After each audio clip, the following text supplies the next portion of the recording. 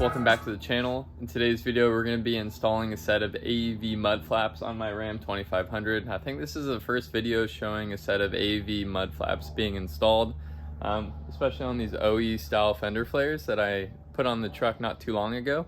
So if you guys want, just stay tuned, watch this video. I'll show you guys kind of the rough steps that I'm doing to install them.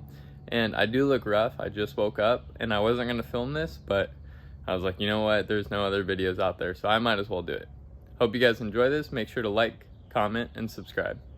Here's what's included. I got a set of front mud flaps as well as rear. The rear do have the AEV logo, the front does not.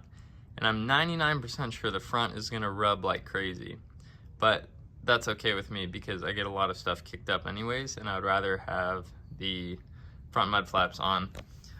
All right, the first thing it says to do is drill out these holes with a 5/16 drill bit all the way through. Easy enough. I'm almost gonna have to deburr these. Holes drilled. I think that's really it.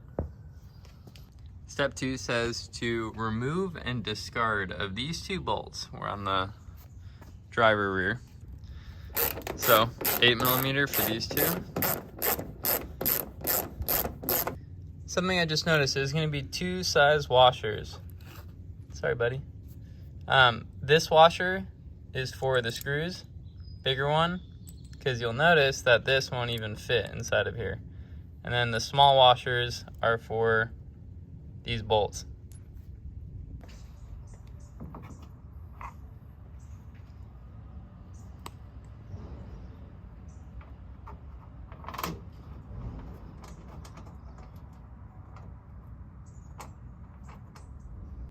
So if you only drill these holes out to 5/16, you won't have much adjustability at all.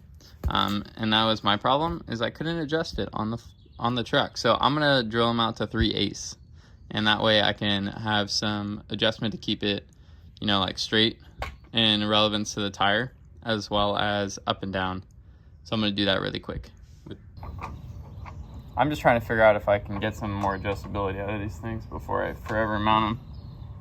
And I think I might be able to. No matter what you do, you cannot get them right. If anything, you're gonna wanna pull them out. 5/16 is fine. Whatever it comes as, it is what it is because of the way that it's cut out. Even if I brought it up, it wouldn't work. So, it is what it is with this gap right here. There's nothing you can do about that. This is a closer view of the gap that I'm talking about. You can't do anything about it. I mean, you can, but whatever. It is what it is. All right, so I got it mounted where I want. Now I'm gonna press this against here and drill. However, if you look from the back, you'll see there's also this extra like plastic guard. I'm guessing you're gonna wanna go through both of them, because I don't see why you would not, because I mean this isn't gonna hold it. So yeah, just press it and drill. Of course, it's never as easy as it seems. How is this gonna work? It's not.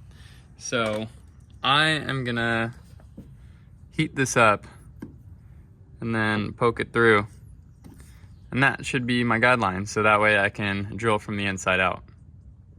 Would you look at that? My idea actually worked. Just poke it through and then drill from the inside out. Sweet. There's one side completely done. I'm gonna go ahead and do the other rear really quickly. But when it comes to the Fitment, just gonna give it like a B at best. C. Honestly, C minus.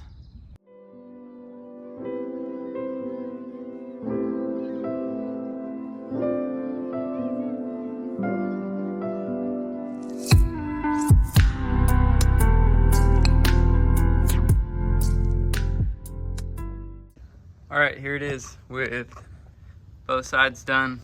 On the front, what I'm gonna do for these inside bolts is I'm gonna use Loctite, because when you start pinching down on it, it starts doing that. And it says don't go more than 5 foot-pounds, but like I can twist that with my fingers. So yeah, I don't exactly know. Maybe some Loctite, but Fitment is okay. I had to razor blade a bunch of stuff off, extra material like this was sitting on the bottom, gross. Just razor bladed it off and it looks a lot better, but they could definitely step up their quality control. Just kidding, these are probably cut out of a machine and that's why they look like that. I'm just being nitpicky. Pretty happy though. Pretty happy. It's gonna take a while to grow on me because definitely look a little interesting. I need the snorkel. All right, front flaps. 1, 2, 3, one hole needs to be drilled and that's it.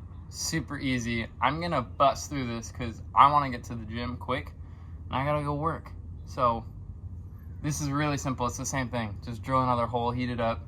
You might even be able to fit your drill bit through this one if you just turn the tire, but I've been really liking my heating it up process, so I'm just gonna stick to that.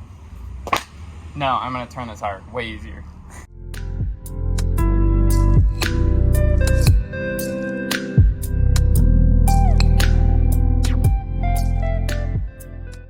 So here's the truck with the front and rear AEV mud flaps installed. And again, the reason for this was just to keep rock chips down. I am tired of hearing rock chips hit my paint.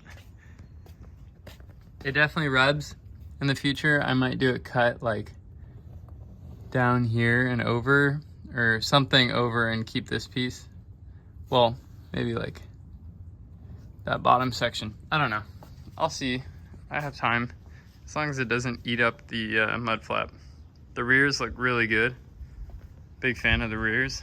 Even the fronts from this angle, I like. It's just weird getting used to it. I've never had a truck with mud flaps on it. I always rip them off. I feel like I'm in my Subaru stage again. That was the install of the AEV mud flaps on my Ram 2500. If you're new to the channel, recommend you hit subscribe. Give this video a thumbs up if it helped you out or you just enjoyed watching the build process of the truck. You can also follow me on Instagram at SoCal Expeditions. Stay tuned for the next video. I'll see you guys soon. Keep on camping and take care. Quick update. I want to show something that I did. This part of the flap normally was drilled in and sitting right here. If you saw me install it the first time, this is the front mud flap that I'm talking about. So what I did is I took this piece that was sitting out in front and I just moved it to the back. So now it attaches back here. Benefit of that is that it doesn't rub nearly as bad. And as you can see, it's like that back section now has more room. So when the tire's turned, it has more clearance. That's literally the best way I can describe it. All I did was take the flap, move it from the front to the back. Super easy. So if you're installing these, keep that in mind if you got bigger tires. This will help out a tiny bit and also keep the flap a lot straighter. Because if you look at this, and then come to my passenger side, and you look at this, you can see exactly what I'm talking about.